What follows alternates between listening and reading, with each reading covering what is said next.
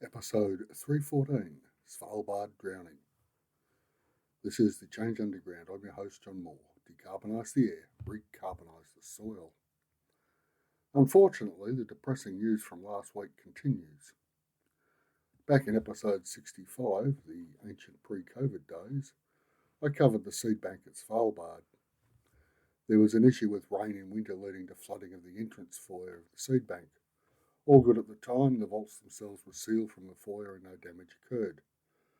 But, and this is a big but, signs were evident. From that episode, quote, "The Arctic experienced a preposterously warm winter last season, and the permafrost, which has been thawing in recent years, suddenly began melting at an alarming rate. The region near the seed vault experienced heavy rain when it should have been snowing. The resulting breach at Svalbard is making experts question the fail-safe nature of the vault," end quote.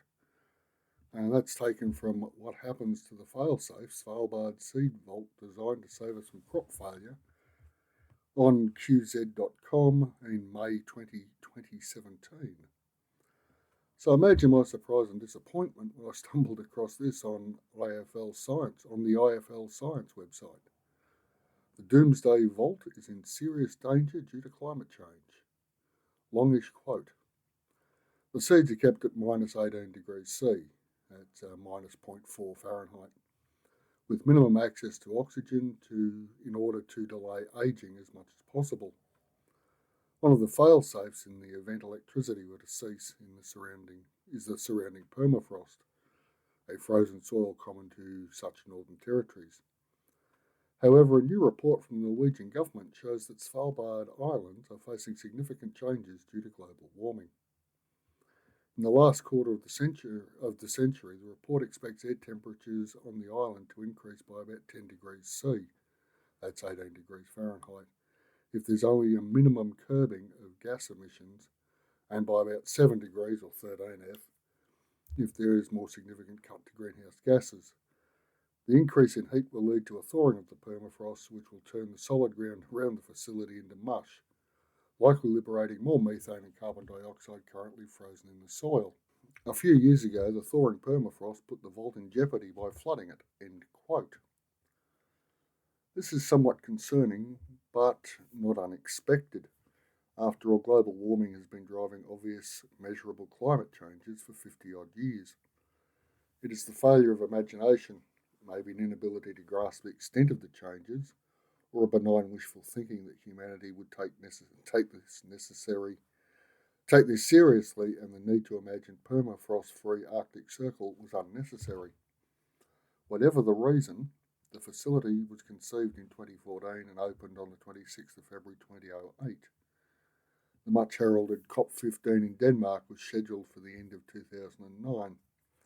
If you don't remember, this was the COP when the world woke up and binding agreements would be signed and peace, unicorns and rainbows would proliferate across the globe. Our relatively new, 2 years into the job Prime Minister, had basically guaranteed a positive outcome, only to find the agreement scuttled at the last moment.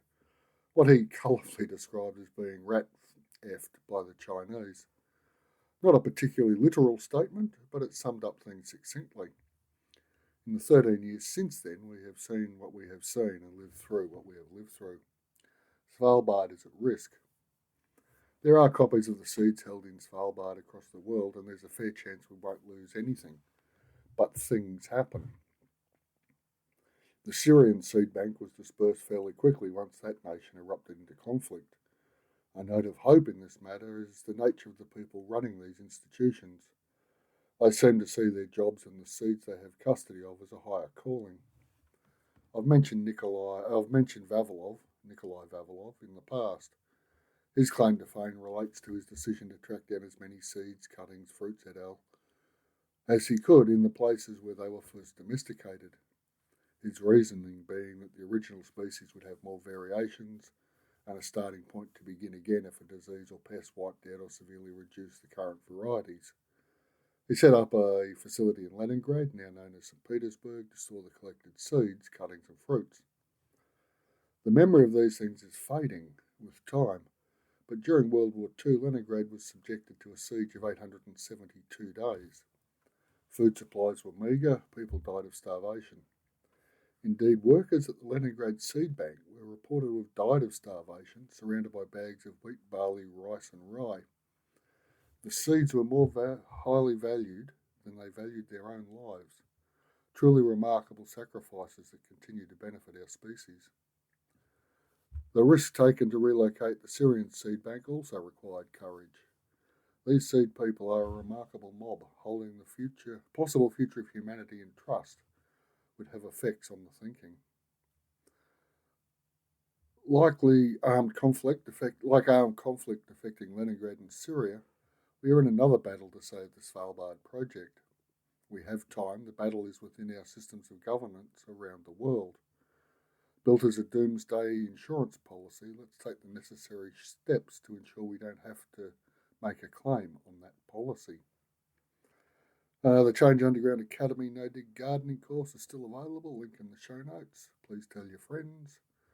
Decarbonise the air, recarbonise the soil. Thank you all for listening, and I'll be back next week.